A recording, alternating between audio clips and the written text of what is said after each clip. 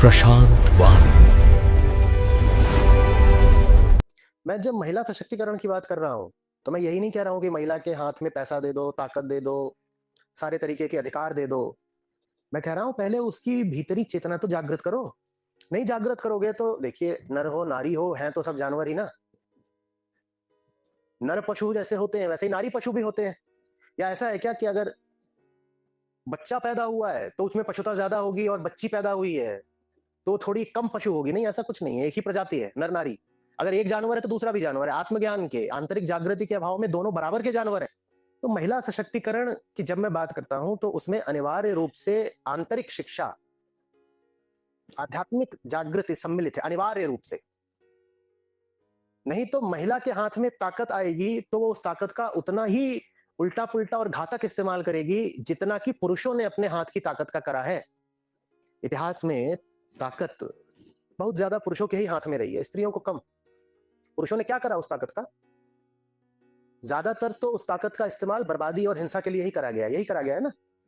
पुरुष अगर ताकतवर था तो उसने स्त्री का उत्पीड़न कर दिया। पुरुष ताकतवर था तो उसने बहुत इधर उधर लड़ाइयां लड़ी, इतने युद्ध हुए, जंगल काट दिए, हजार काम करे। आप स्त्री के हाथ में ताकत दे दोगे वो भी यही सब कुछ करेगी। आप एक समाज बना दो जिसमें पुरुषों को कम ताकत है, स्त्रियों को ज्यादा है, वहां पुरुषों का शोषण शुरू हो जाएगा। क्योंकि बात तो एक है ना, एक पहले एक जानवर के हाथ में ताकत थी, अब दूसरे जानवर के हाथ में ताकत थी। पहले नर पशु के हाथ में ताकत थी, अब मादा पशु के हाथ में ताकत है। महिला सशक्तिकरण में सबसे पहले अध्यात्म आता है। इसीलिए मैं बोला करता हूं कि अध्यात्म पुरुषों के लिए जितना जरूरी होगा तो होगा, महिलाओं के लिए और ज्यादा जरूरी है, क्योंकि सशक्तिकरण की शुरुआत तो आंतरिक जागृति से ही होती है। देखिए, अंतर समझिए। अगर आपके पास बाहरी ताकत हो और भीतरी रोशनी ना हो तो बर्बाद है आप, है ना। बल्कि अब और घातक स्थिति आ गई। जैसे ही कोई नशे में हो आदमी और उसके हाथ में कुल्हाड़ी दे दी है, भीतर क्या है? अंधेरा, और हाथ में क्या है? ताकत। हाथ में कुल्हाड़ी है, भीतर नशा है। बहुत गलत हो गया ना। इससे बेहतर तो ये होता कि अगर भीतर अंधेरा है तो हाथ में कोई ताकत ही ना हो, वो ज्यादा अच्छा होता ना। अगर भीतर अंधेरा है तो इस आदमी के हाथ में कोई ताकत होनी नहीं चाहिए। लेकिन इसकी विपरीत स्थिति सोचिए, अगर भीतर रोशनी हो तो हाथ में कुल्हाड़ी नहीं भी हो तो बहुत अंतर नहीं पड़ेगा। अगर भीतर प्रकाश हो, भीतर शक्ति हो, तो बाहरी शक्ति बहुत महत्वपूर्ण नहीं रह जाती। संतों की ताकत क्या कम रही है? मानवता के इतिहास पर ऋषियों का, संतों का प्रभाव देखिए। उनके पास कौन सी कुल्हाड़ी थी? उनके पास सिर्फ भीतर की रोशनी थी।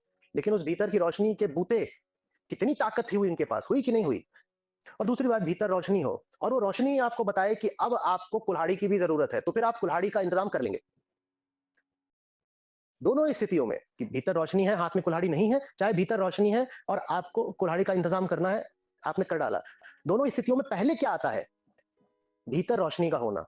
तो इसीलिए महिलाओं के सशक्तिकरण में भी पहले क्या आएगी? भीतरी रोशनी। बाहरी बात तो हमको बहुत पता नहीं, वो तो सामाजिक स्थितियों पे और सरकारों पे निर्भर करती है।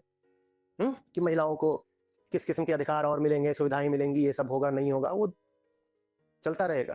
लेकिन जो चीज सबसे पहले जरूरी है वो ये कि महिला अपने आप को जाने, अपने आप को अपने तन से, अपनी पशुता से अलग कुछ जाने। महिला के लिए बहुत बहुत आवश्यक है, क्योंकि प्रकृति ने महिला को ऐसा रचा है कि वो अपने तन से बहुत ज्यादा जुड़ी होती है, बहुत ही ज्यादा।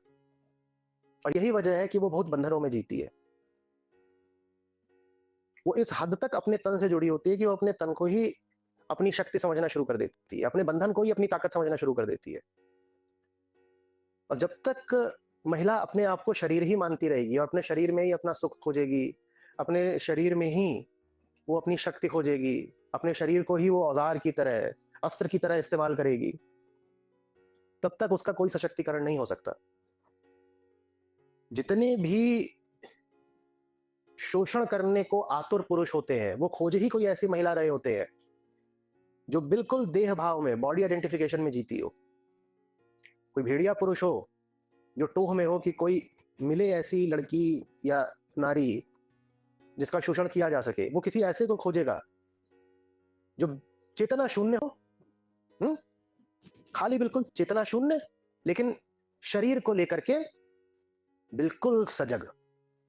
चेतना को लेकर के बिल्कुल सोई हुई और शरीर को लेकर के बिल्कुल उत्साहित, सजग।